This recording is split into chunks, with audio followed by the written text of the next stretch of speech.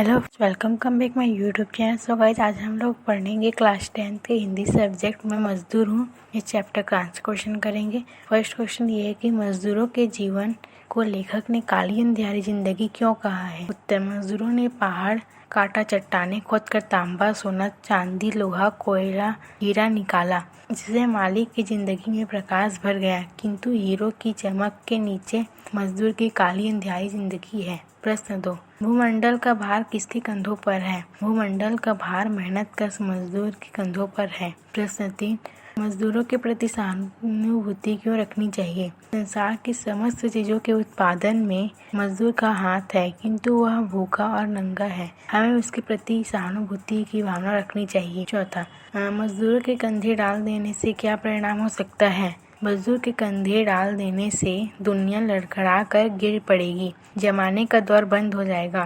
पांचवा, साड़ों से मौत की बाजी कहाँ लगाई जाती है। साड़ों से मौत की बाजी स्पेन में लगाई जाती है। मजदूर निबंध किस शैली में लिखा गया है। आत्मकथात्मक शैली में। सातवां, कोलार की खान किस राज्य में। कर्नाटका। मजदूरों की दिनहीन दशा का वर्णन अपने शब्दों में कीजिए। अथवा मजदूरों के प्रति सहानुभूति क्यों रखनी चाहिए।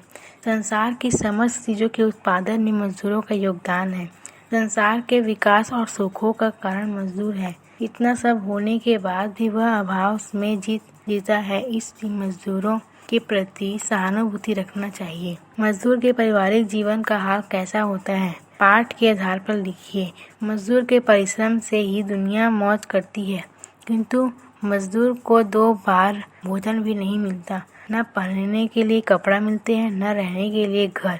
मजदूर का जीवन नारकीय हो गया है। उसकी शिक्षा, स्वास्थ्य, रहन सहन के स्तर को सुधारने की ओर न मिल मालिकों का ध्यान है, नहीं सरकार का। जो कुछ उसे मिल जाता है उसी में वह हो जाता है, इसी कारण वह तुच्छ और उपेक्षित रह जाता है। मजदूरों का सारा सुख समाज के कुछ लोगों के हाथ में केंद्रित है। मजदूर का जीवन कठिन हो गया है। दुनिया में क्या नहीं है, कौन सी चीज मैंने अपने हाथों पैदा नहीं की। इस कथन को ध्यान में रखकर मजदूरों के द्वारा किए गए निर्माण कार्यों को अपने शब्दों में लिखिए। दुनिया की प्रत्येक चीज मजदूर ने अपने हाथों से बनाई है। सुई से लेकर हवाई जहाज तक बनाने में मजदूर का योगदान है। मजदूरों ने नदियों के प्रवाह रोके, बांध बनाए, सिंचाई से भूमि को उपजाऊ बनाया, समुद्र को सुखाकर उपजाऊ भूमि बनाई, हरी भरी फसलें उगाई, केसर की क्यारियां बनाई, वनों को काट कर जोत बोकर हरा भरा किया। इस प्रकार मजदूरों ने अनेक निर्माण कार्य किए, जिससे आज दुनिया विकसित दिखाई दे रही है। दिन सोता था, रात सोती थी, पर मैं जागता था कि क्या आशय है। मजदूर का कहना है कि सारी दुनिया सोती है तो भी मैं काम करता हूँ, सारी दुनिया जागती है तो भी मजदूर अकेले काम करता रहता है। मजदूर ने इस कथन का आशय यह है कि वह सतत निर्माण कार्य में लगा रहता है। मजदूर को लेखक ने जीवनबद्ध श्रम शक्ति की इकाई क्यों कहा है। जिस तरह लंबाई की माप मीटर है, तौल वजन की माप किलोग्राम है, द्रव्य की माप लीटर है, उस तरह श्रम की माप प्रति मजदूर है। श्रम को प्रति मजदूर के हिसाब से नापे जाने के कारण मजदूर को जीवनबद्ध श्रम शक्ति की इकाई कहा गया है। मजदूर जीवन पर्यंत मेहनत से जुड़ा रहता है। मजदूर नहीं होते तो हमारी दुनिया के विकास कार्यों का क्या होता। कल्पना कर अपने शब्दों में लिखिए। मजदूर नहीं होते तो दुनिया के विकास कार्य रुक जाते। पहला, खेतीहारी मजदूर नहीं होते तो अन्न के लाले पड़ जाते। दूसरा, खादानों में काम नहीं करते तो कारखानों नहीं बनते। फैक्ट्रियों में काम नहीं करते तो माल तैयार नहीं होते। चौथा, हथियार की फैक्ट्री में काम नहीं करते तो हथियार नहीं बनते। मजदूर समाज के निर्माण में नींव की ईंट के समान है। आज भी देश विदेश में कई जगहों पर जानवरों की लड़ाइयों का आयोजन किया जाता है। इन लड़ाइयों में कई बार जानवरों व इंसानों की मृत्यु तक हो जाती है। क्या इस प्रकार के यह आयोजन होने उचित है। अपने विचार तर्क सहित लिखिए।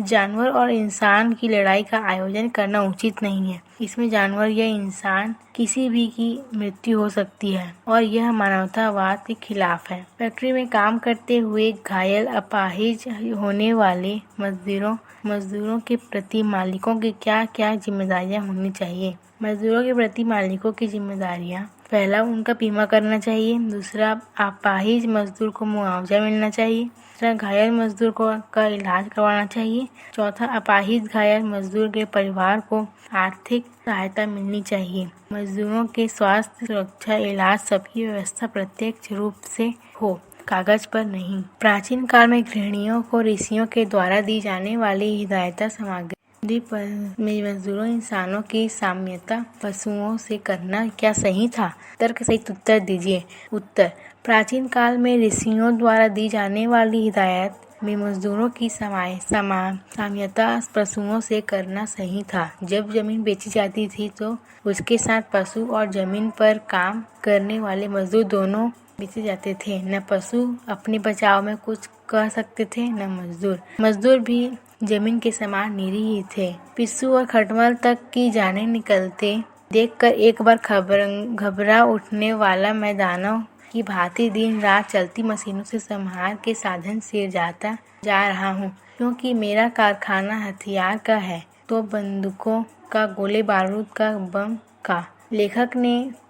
लेखक ने इन पंक्तियों में किस वैश्विक समस्या की ओर संकेत किया? यदि यह समस्या ऐसे ही बढ़ती रही तो उससे मानव के अस्तित्व को क्या क्या खतरे हो सकते हैं?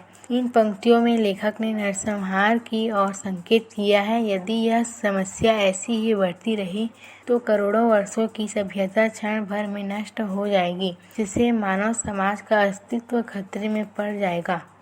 इन खतरों को दूर करने के लिए विश्व स्तर पर क्या क्या निर्णय लेने होंगे? इन खतरों को दूर करने के लिए संयुक्त राष्ट्र संघ की भूमिका महत्वपूर्ण है। उन्हें संहारक यंत्रों पर पाबंदी लगाना चाहिए। मानव सभ्यता को सृजन की ओर ले जाएं और संहार की ओर नहीं। जमीन और मजदूर में लेखक ने क्या समानता बताई है? जमीन और मजदूर में लेखक ने निम्नलिखित समानताएं बताई है। पहला, जोतने बोने पर जमीन पर मालिक का अधिकार रहता है तथा मजदूर का नहीं। दूसरा, मजदूर जमीन और खदान में काम करने के बाद उसे अपना नहीं कह सकते थे। तीसरा, जब जमीन बिकती थी तो उसके साथ मजदूर भी बेचे जाते थे। तीसरा, जब जमीन बिकती थी तो उसके साथ मजदूर बेचे जाते थे। चौथा, जमीन और मजदूर दोनों निरीह होते थे। निम्नलिखित वाक्यों में प्रयुक्त शब्द शक्ति को पहचान कर लिखिए। रमेश के कान नहीं है, ये लक्षण शब्द शक्ति है। सीता गीत गाती है, अभिधा शब्द शक्ति। मोहन बैल है, व्यंजना शब्द शक्ति। हमारी मिलों ने क्रांति की, ये व्यंजना शब्द शक्ति। चौकन्ना रहना अच्छी बात है, ये अभिधा शब्द शक्ति।